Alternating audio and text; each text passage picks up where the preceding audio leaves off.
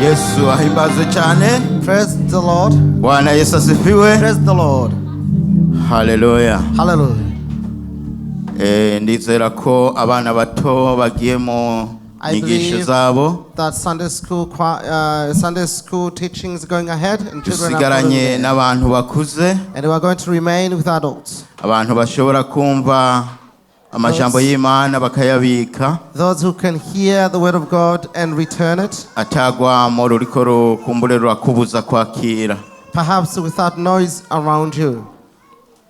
Kwizina nitwa Festus Mugenzi. My name is Festus.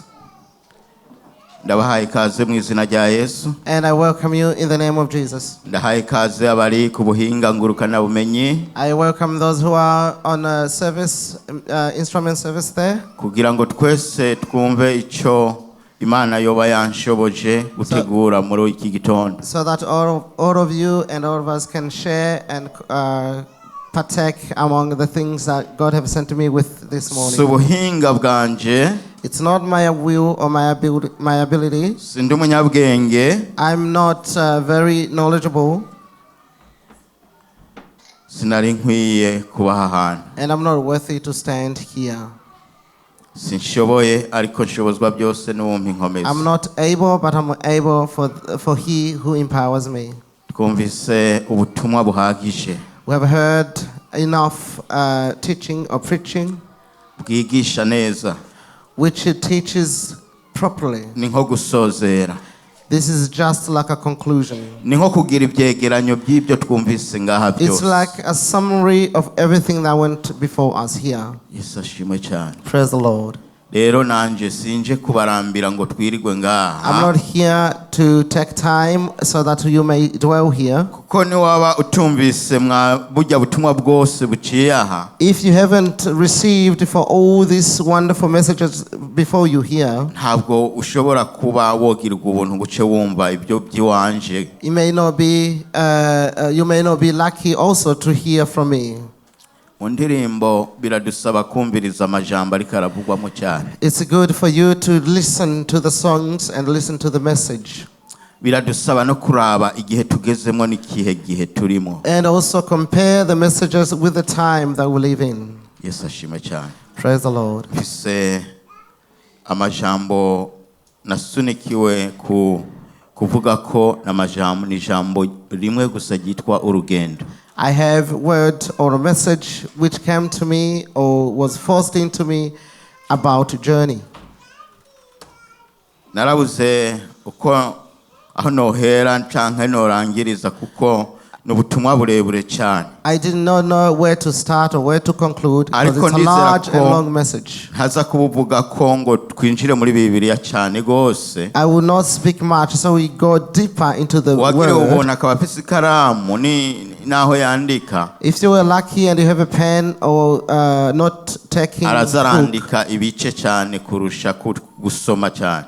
I may be giving out maybe biblical references and you can note them yaririmbye ngo iki gitabo by'ukuri tukigira umwigisha. The Bible, a singer have said that this book we should make him our teacher. Kandi uwo muririmbyi yaturarikiye ngo tugisome iminsi yose. And that singer have invited us to read this book daily. Kabise umukozi w'Imana hano aduha ubutumwa igihe cyose mu gatondo ka kare. We have a servant of God here who give us messages of salvation every morning. Kandi ugiye na online hariho ubutumwa kira tarike uherezwa. And sometimes online also shares daily messages. Kandi imyaka 6 ngo umaze iki gitabo. For 6 years. Soma murongo umwe. For 6 years you will finish the whole book. Yes, ashimwe cyane. If you read one verse a day. Kandi abaja kuri kaminuza hari habigi iyo myaka. And for those who go to the university, sometimes you will learn for 6 years or more, and you will continue to pursue your dreams. And if you can resist for 6 years, you will come back wise. Praise the Lord.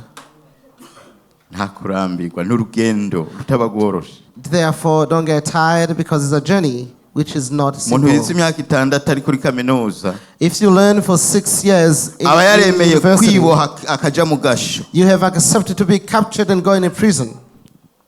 Nze kubwira abacuti banjye niba wahisemwo kwiga ni wige I've nyene told my relatives that if you chose to study, just study ubifate nk'agasho and take it as a prison, uzosohokana ugwete guko Which- uvuye mu gasho. which you will be released with a Kandi ubaye qualification widegemvye. that you are leaving a prison ashimwe cyane. and you are going to be free. Praise the Lord. Uru rugendo turimwo This journey we are taking, ndakubwiye ruraruhije. I tell you, is very tiring.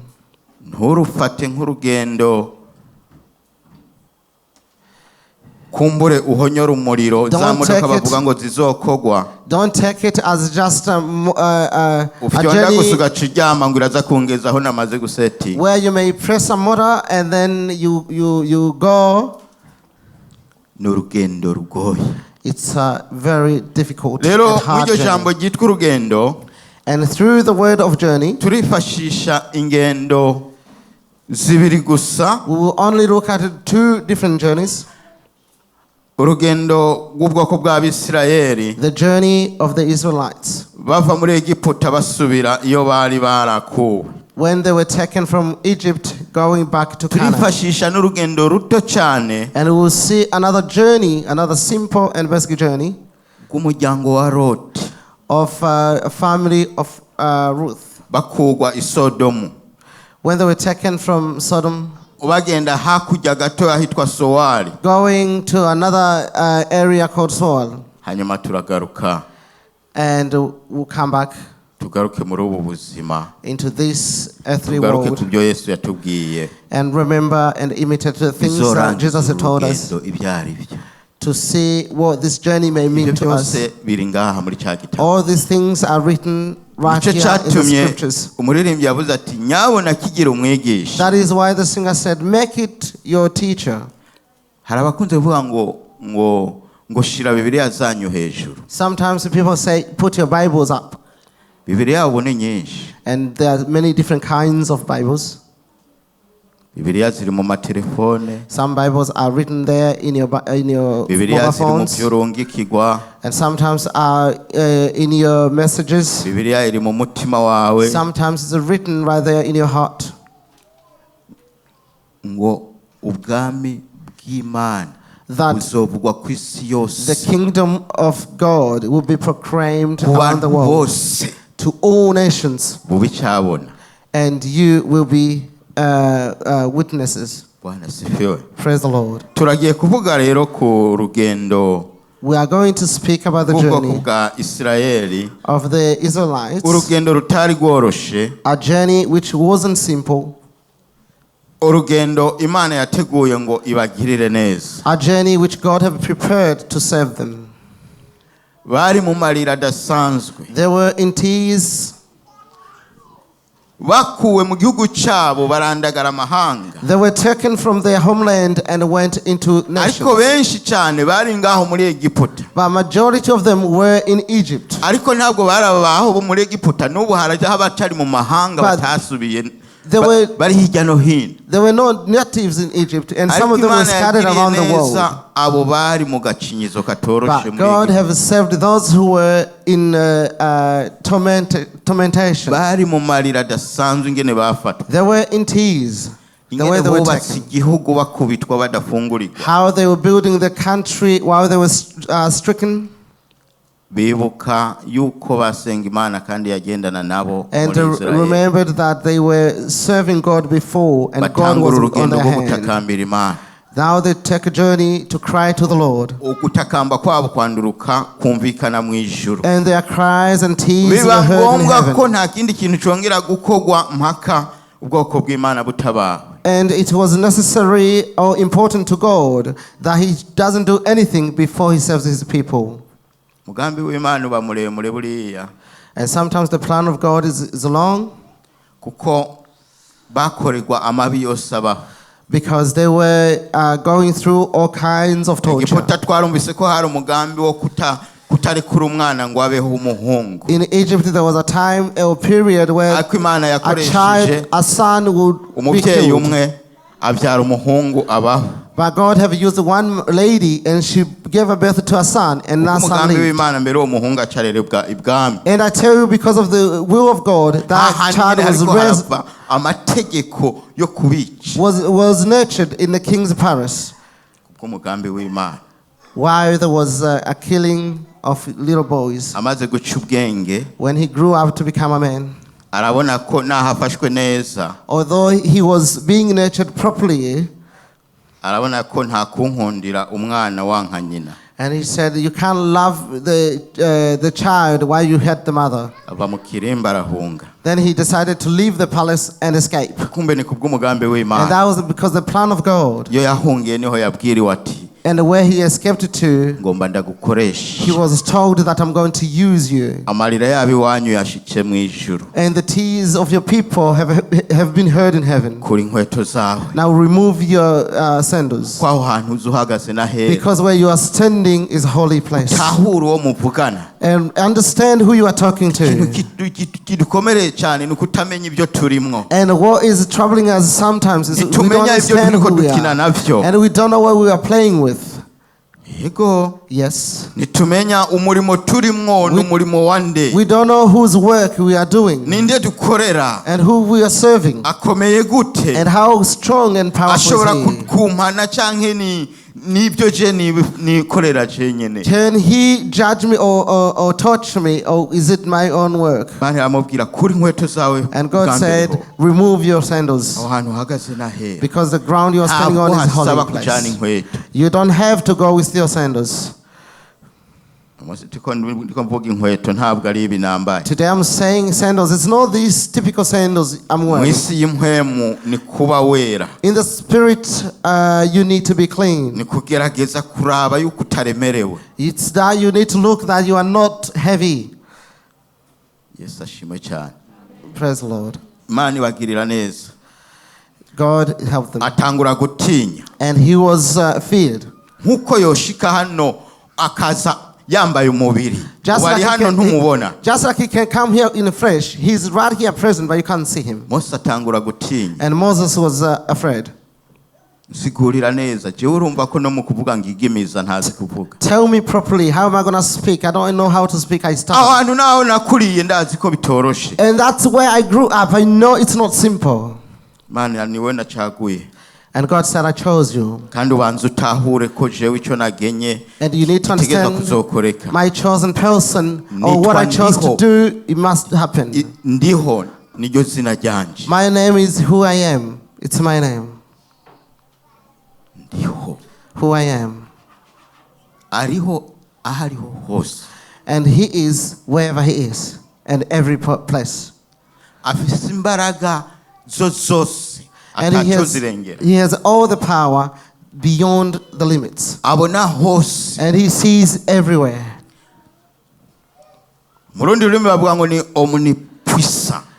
In other words,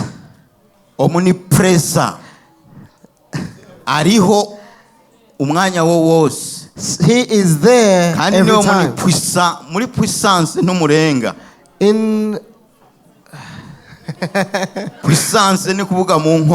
In the power, you will never be. All the things you see, they make that destroys the world. He is powerful than that. He is more powerful. In scientists, he is the best scientist, the top scientist. Praise the Lord. He is. He is. Praise the Lord.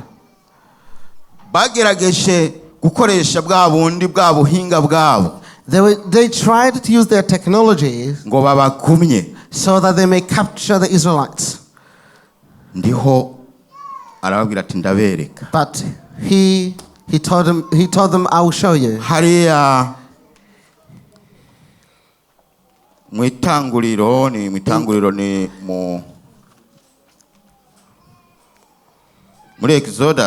In the book of Exodus.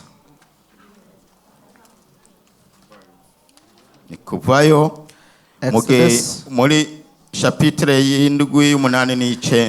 7, 8 and 9. baraduza izuru agahana They tried to stick their nose up and he smashed them. abanyegiputa.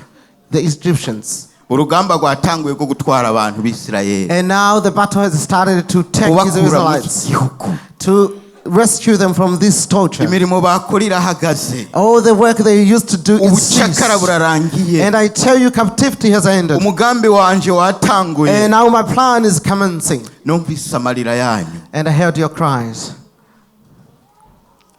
Ntacyo bari bafise cyo kwigwanira. They didn't have any weapon to defeat Benshi themselves. bapfiriye mu bikorwa. But most of them have died through captivity. Imana niyo yari isigaye igwana. But only God was Kandi fighting yakoresha for wa them. mushinga ntaho umwe gusa. And he used the only man. Yamubwira ati turakora uku bagakora. And he used to tell him, we do this, and he did. Wa mugambi wo kubanza kumukuriza mu kirimba. The plan who he wanted to remove him from the palace, it was a great plan. Kugira banze amenyere. So that he may be trained Kubona umwami. to see the king. Wa undi rutinywa. The king whose feet. Abe araho yavuye. Wherever he was born. Kona ryose arizi ryaho hantu. Because to see the whole nation of that area. Nabo bafise no gutetemera batetemere umwana yarerewa. To see him coming as a child, that is a man, by coming back to bring the great power. Bari mu mubiri. They were in flesh. Kuko ntibayibona. Because they couldn't see him. Yavuze ati sinambaye umubiri jewe. And he said, I'm not dressed in flesh. Wombona. If you see me, tayari wochupa. You will die. Niko yamubwiye Mose. That's how he told Moses. Wombona Mose. If you see me, Moses, tayari ntitwoba tukiri ngaha twoba tura handi mu ijuru. We may not be here anymore, we will be in heaven. Ntegerezwa kukwereka ibimenyetso gusa. Now I want to show you signs only. Uzurakora icyo mvuze. But you need to follow my plans and do what I say. Praise the Lord. Mose yasabwa kumviriza neza. And Moses meant to listen and follow instructions. Mose yasabwa kutipangira. He was not allowed to plan for himself. Ibintu byinshi aho tugorerwa turipangira. And most of the time we plan and act for ourselves. Ibintu byinshi biratugora kuko twabifashe nk'amarangamutima canke ibyiyumviro. Most of the time we take things for granted and we fearful in things we do. Yamaze kumubwira ati utahura uwo ndiwe nduwo ndiwe. But he introduced to him, you need to know who I am. I am who I am. Praise the Lord. Turi ku rugendo. We are on the journey. Kandi turi mu ntango z'urugendo. And we are at the start of the journey. Bibiliya itubwira ngo bagitanguye. The Bible says that when they commenced, abanyegiputa babwiye Mose ati wanguha. The Egyptians said, never. Barakubeshe. They lied to you, Moses. Hallelujah. Amen. Bon. Imana irabanza mubwira ati reka dukore rero akantu ka mbere. God told Moses, let's do the first thing. Then there was thirst. The whole country was deserted. But the Israelites had water to drink. They were the only one with water because of the ability of God. And all the water was blood.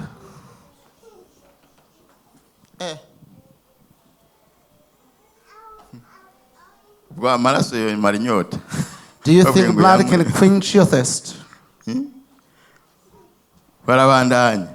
They continued. And let alone God sent to them frogs. And he put them to shame. All the leaders. Those who were covered in blanket. When you cover yourself in blanket, you can feel a frog around you. And they were making a lot of noise. Imagine around the whole house full of frogs. Sometimes you don't know the eggs of frogs. If you didn't live in Africa properly and not see the prawns, how they are full of frog eggs, frogs, and they were jumping and hopping in food and everywhere, and they were also making noise. It's very painful. They have never seen something like that before. And that was the same battle. They haven't even understood what's causing the battle. And later came mosquitoes. And you can see mosquitoes are very tiny animals. But you know a mosquito in Africa, except the children who grew up here in Australia. I lived in Bujumbura for 2 weeks. And I was bitten by mosquitoes which has never bitten me before. Because in our city, truly. And I tell you, all the eager that I had to live in Bujumbura was taken away from me. Because I had to shower 3 times a day due to heat and mosquitoes. Where I was sleeping, there was no nests. And mosquitoes struck me, and also it was too hot. And I waved myself trying to scare them, and I was sweating like this. And I got to have shower, and the water was hot. And that period, that time was also during the war. And the fourth thing, there came nuts. And these nuts were insects, large insects, and if they bite you, they hurt. If they bite you, it's a big fry, and they bite them. Even in the palace, where Pharaoh was, everywhere. Could you save yourself from the will of God? And the Pharaoh refused to let them go. And the fifth one came a plague. A plague of festering boils that killed the animals. And all the animals started dying. And animals was great richness among humans. And he couldn't allow them to go. And the festering boils came to the flesh, and they came on the flesh. Who haven't seen or been struck by festering boil? If you have been struck with that, you would know what it is.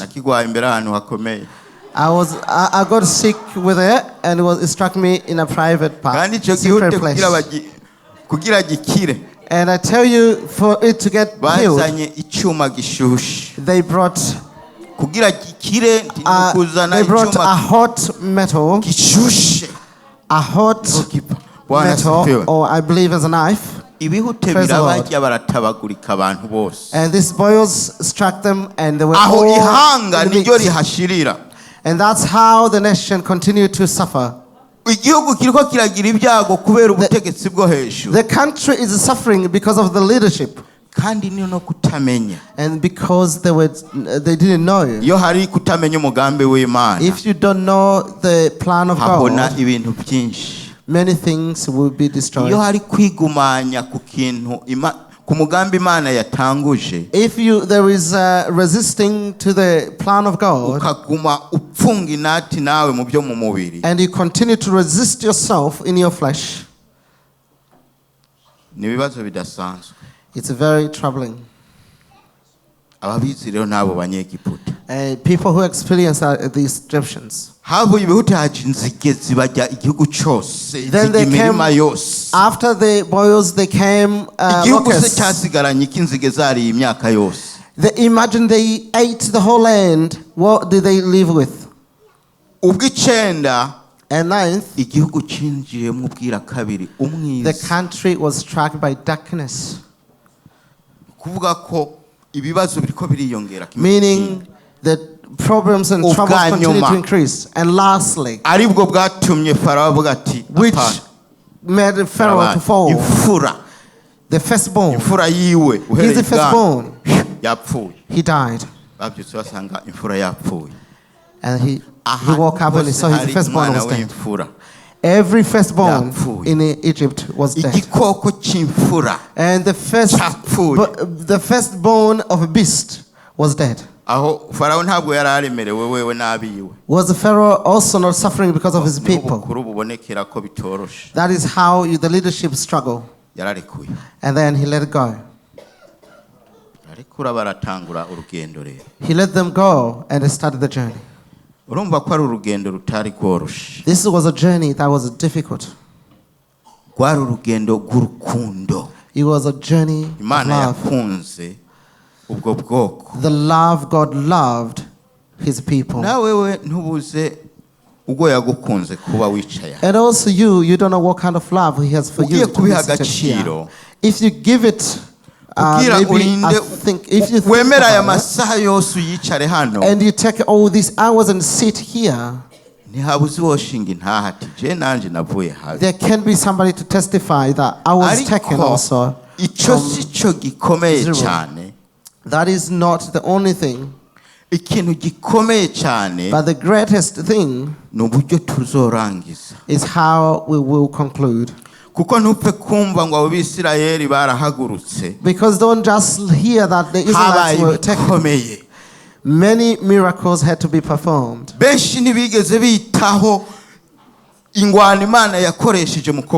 And many people don't even remember or think about the battle God fought to raise them up. In the majority of times, you called yourself. Don't say sometimes that it was the will of God for me to be here. And it's difficult. But the Israelites were suffering. Imagine where God decided to put about 600 plus rules to see how he can take them safely into the journey. God forgive us. Can you dress these 600 plus rules like they did? 600 also.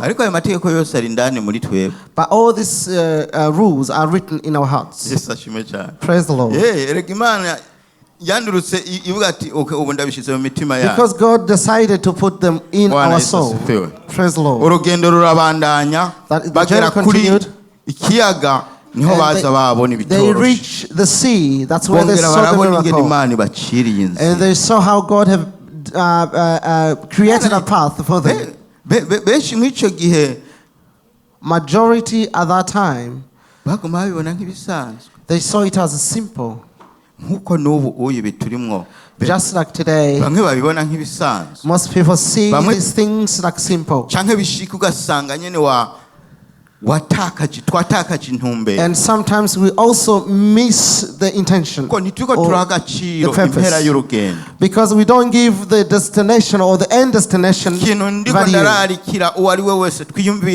And what I'm calling you for is think about the end destination. Praise the Lord. Think about the end of destination.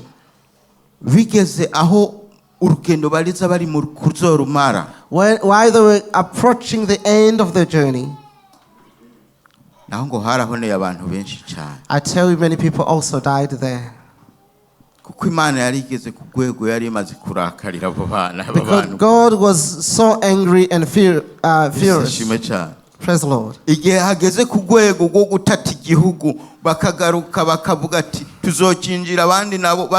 When they went and spied on a country, and only 2 people said,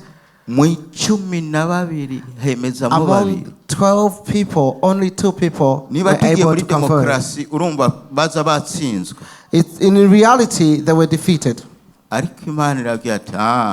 God told them, yes. ntimwigeze muha agaciro jewe. You didn't value me. Yosuwa na Kalebu bonyene And nibo Joshua and bavuze Caleb bati, only said, niyaba yaratujabukije cya kiyaga if gitukura, we have crossed if he helped us to niyaba cross the Red yaratugwaniye mu Sea, matangura, and he helped us he received us at the beginning, ntinaniwe kuzotugwanira mwabarya then banaki he's able to help us and defeat these abanaki people. nabo ngo byari bigabo And birebye, the Naks were tall imbaraga zo people, kugwana, and they were giants, they were strong. twabonekana nk'utuzige.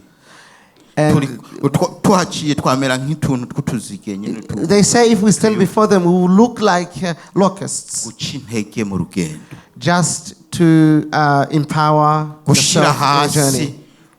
ivyumviro vyawe, kubishira hasi mu rugendo, Imagine to disencourage yourself in kumva the yuko journey urugendo rudashoboka. and feel like the journey it's not possible. Imana itubabarire cyane. Praise the Lord. Intambara duhura nayo mu rugendo ni nini cyane. And I tell you, the battle we fight in the journey, it's great. Byaragerageje Mose kenshi kubera abo bantu. Moses was troubled because of these people. Hari igihe bari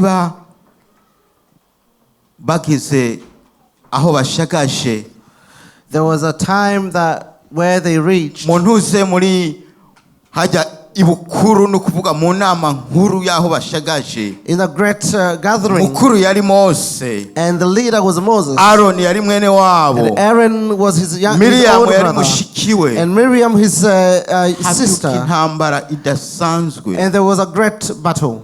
bagundura yuko Mose Then they realized that Moses, yabiriye umukenyezi he is married. Ethiopia. He's married to Ugenda Ethiopian mu guharura lady. 12 niyo biri. If you go in the book of Numbers 12, that's where you read this information. Nihaba byari byagenze uko batangura rero If this is how it happened, kunegura Mose, they started judging Moses. batangura kumuvuga utujambo, And they started whispering and whinging kumanura about mu Moses. Bisirayeli, And also wa bringing muntu the Israelites. aturongoye. And saying, this great leader we have, Imana itubabarira aho hantu. God forgive us. Kenshi turita mu bitaturaba, Sometimes we put ourselves in things that are kenshi not our turakwegera problems. umupfumo, Sometimes we call for turapfira aho prayers, twokiriye. and we die where we meant to be saved. Kubera ko twafashe umuntu ntitwigeze tuvuga ati ya Because Mana We mubabarire. have valued a person greater than God. Niyaba yihenze reka tubwire We Imana didn't say, mubabarire. God, forgive him if we Baramwatatse atakinya, forgot. They attacked him without fear, kumva Imana iriko irabibona. but God was watching. Yesu ashimwe cyane. Praise the Lord. Imana yakoranije, And God gathered. Imana yahamagaye Mose ati He ngo called Moses, come to me, numvise Moses. biriko biraba I heard what has happened. mu guharura 12. In the book of Numbers 12, ibwira Mose nzanira Aroni, he told Moses, bring Zanira Aaron to me Miriam, mushika. and bring Miriam. Imana tubabarire cyane. Praise the Lord. Imana ikintu yababwiye ati And God, what he told them, he said, ngomba ndababwire, I want to tell you, uyu mushinga ntahe Mose this man, Moses, tuvugana face to face, we Mbona communicate face to kubona. face. Mwebwe But you people, atari mu ndoto nta handi without, muzombonera. it's only through dreams that you will see me. Byagenze gute kugira ngo muze kumwata? What has happened for you to rebuke Ko him? muzi ko tukunze kumarana iminsi mirongo hari. Because you know we spend about many days tuba tuko together. tuvugana iki? What do you know that we negotiate? Muzi gute yuko atarusha afise? How do you know that I don't have the authority? Bibiri tubwira ngo Imana byarayigoye kubandanya ivuga. The Bible tells us that it was problematic to go. Then he decided. He decided to leave.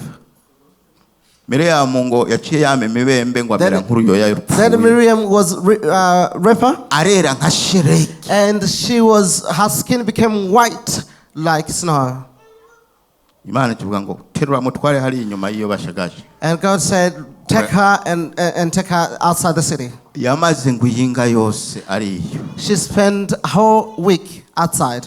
Imana tubabarire cyane. Praise the Lord. Aroni and Aaron, atangura gutakamba apfukamira Mose. he started crying to Moses. Forgive her. We're begging you. Mani tubabarire cyane. God forgive us. iyo ubonye ikosa kuri mugenzi wawe when you see a problem to your cyangwa isi brethren, kwataka the good thing is not dufise to rebuke. Imana We have God. reka tubwire patro Let's tell Yesu our ashimwe King. cyane Praise the icyo Lord. cyose tugitware mu bugwaneza Everything that happens, let's take it Imana imugirire in the imbabazi faith. And God forgive inyuma her. y'iyinga ngo barahaguruka baragenda yongeye kugaruka Over 1 week, she was brought back into the community. Imana itubabarire cyane And God aho ni forgive mu us. rugendo turiko This is the journey we are taking. mu rugendo haba twinshi And in the journey, there's many muri uru things. rugendo turimo hari twinshi In this journey we're in, there are many birasaba ko tuba things. maso We need to be awake. Yesu ashimwe cyane Praise the Lord. Mose amaze nawe yari yarakoze n'irindi kosa Moses also had ba bantu nyene committed a barahenze sin. bahenze wa Aroni And the people have Mose also amaze lied iminsi to 40 hariya despise ku Aaron. musozi When Moses had 40 days at the mountain, wa muzehe yarapfuye and they said, this old man has died. enda dukore Imana Let's create our own God. bagisha inama mutama Aroni aremera And then they told Aaron, and Aaron accepted. Imana yabibonye nkeje ibwira Mose ati But God saw it and he told Moses, reka Mose tumanuke let's go together. ba bantu Moses. bawe tayari Your people bavuye mu truly, mugambi wanje they have gone away from my plan. Imana itubabarire cyane God forgive us. bikwegera Mose amanutse nyine asanga ni iby'ukuri When Moses went down the hills, he was true. afata amabwirizwa yarabazaniye He took the tablets of commandments and he destroyed them. kane gatanu Mose atsitara kubera abo bantu 4, 5, Moses being Imana troubled yavuze ati, or trialed because of them. nusoma muri Yosuwa nihuza If you read the book of Joshua, Imana you yabwiye see Yosuwa ati God told Yosuwa, Joshua, urazi ko twagendanye you know that we work together. Mose yapfuye Moses has died.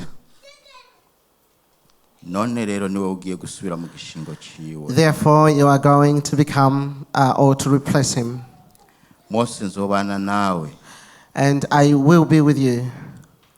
nzokorana nawe nkuko nakoranye na Mose And I work with you just like I worked with Moses. mugabo Mose Yosuwa But Joshua, mugabo Yosuwa But Joshua, shikama ushiramanga now humble yourself and be awake. Don't be troubled. ntuzorabe hirya no hino Don't look aside. nzokorana nawe I will work with nta you. muntu azoguhagarara imbere And nobody will stand before Yesu you ashimwe cyane when I'm with ibyo you. byabwirwa Yosuwa nibyo bisaba ko tumenya ko ari twebwe biriko This birabwira was told to Joshua. kugira You need to know it tuzorangize was also being urugendo taught to you, so that we may conclude the journey. nukuri iburyo canke ibumoso hari byinshi Truly, on your left or your right hand side, there are many things to do. ibyo ni tubiha agaciro Those things that is not value them. nta rugendo If you value them, you will not have a good journey. ni byinshi kurusha uko Because there are wiyumviye so many and so much ndaguha than you akarorero think. gatoya Let me give you an example. umunyeshuri arashobora kuja kuri homework When a student goes to work or do their homework, agitanguye gusecinga ibyo aza gukora nka reference as they search their references ibimwogororukira ibiza imbere kugira atangure and what comes before them before they start, birashobora kumusamaza nk'amasaha ngahe sometimes it could also disrupt their thinking for a few abanyeshuri hours. none siko bimeze Students, isn't it ntibishobora how it kuca happens? byitanganiza kugira ngo bikubuze umugambi Sometimes you get igihe distracted, cyose ubihaye agaciro and every time you value the distractions, uza kwikebuka nk'amasaha 5 yahise you wake up when 5 hours has already urakabura passed, kunanirwa kubera bya bindi and eventually you fail because of the same Imana distractions. itubabarire God forgive us. ntutambame Yosuwa ntuzotambame And they said, Joshua, don't stumble. Yesu ashimwe cyane Praise the Lord. turabe sindabarambire Let me look at the time so that I don't probably take your time. twinjiye ku mushinga nta Heroti Now we are going to tumuvuga ko Lot. cyane We are not going to speak a lot about Lot. Loti And Imana irungitse abamarayika When God sent his angels bagaca to kwa Lot, Aburahamu and they went past Abraham's house, Imana yari imugiriye ikigongo God have ko abamarayika bari favor bagiye guturira Lot. i Sodomu because these people were going to ibyaha byabo destroy byari Sodom byabaye umurengera because their sins have gone too far. hari ibyo dusabwa kumvira ni kimwe mu byo dusaba kumvira mu rugendo. And sometimes we need to obey. Niba tuko turabwirwa ati ucaha if we are told to go here, let's go in our path. Umukenyezi wa Loti, the wife to Lot, or Lot's wife, bari babwiwe yari yabyumvise. She heard everything Lot was told. Tubabarire cyane. God forgive us. Yabwiwe ngo umve hajya mukiye. She was told that when you leave, kuvaho gushika isowari, and I tell you from here to Sual, icyambere nta guhindukira. Initially, do not turn around. Tubabarire cyane. Praise the Lord. Nta kuraba inyuma. Don't turn around and look back. Nukubandanya. You need to continue ahead. Even if you hear explosions, what you need to do is keep going ahead and don't turn around. How would you know if it was he or she? In Swar, she was not there present. But perhaps she turned around. And immediately, no, till today, the statue can be visited. She became a statue of salt. And those who go in Israel, you can go and visit this statue. Sometimes people think this is not true at all. Praise the Lord. If the kingdom of Israel have come back together and it's scattered, it's surprising. But I tell you, even the capital city has been put in Israel last year. But the Bible says they scattered.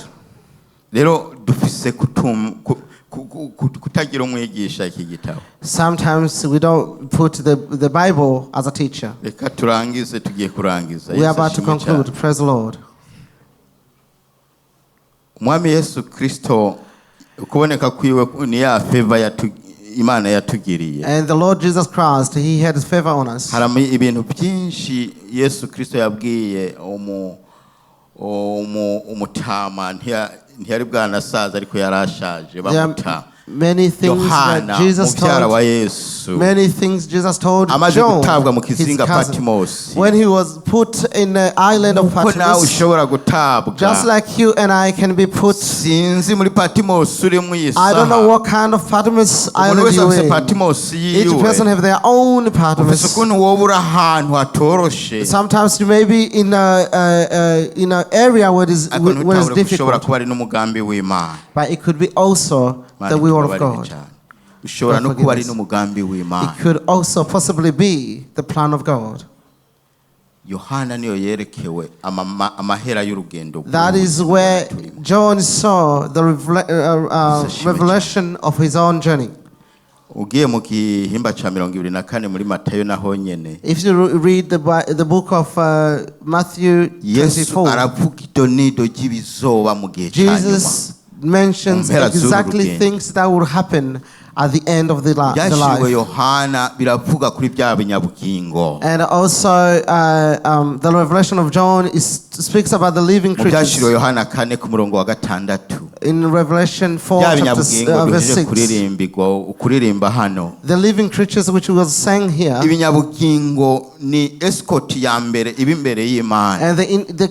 living creatures are the first initial escort of God.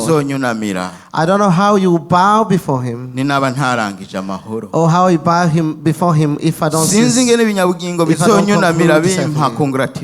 I don't know how these living creatures will bow before me, give me congratulations, if I didn't have self-conclusion. Sometimes we value birthday, but also let's value the birthday, although it has not yet come. Praise the Lord. Because death is not a problem anymore. Because all of us shall pass through death. But blessed are he who dies in Christ. Praise the Lord. So that they may also they may rest from their burdens. In the book of Revelation, so that they may rest from their suffering. God forgive us. If I die, it's not called any longer death, because the journey will continue. It's sleeping. We will raise up again. God forgive us. If it could be the end, then it would be peace. I don't know whether even this amazing will be, which is here. But we fear. We fear the second resurrection. Or the resurrection. Let's be raised in the first, and we hear the and the save 1,000 words as we judge those who listen for the second judgment. Yeah, it would be blessed if I could conclude well. Let's stand up. Let's stand up and value our journey. This journey is not simple. This journey will only be concluded by God. When you die, don't think that your journey ends there. Never. Never. The journey doesn't end. God forgive us. In Jeremiah says,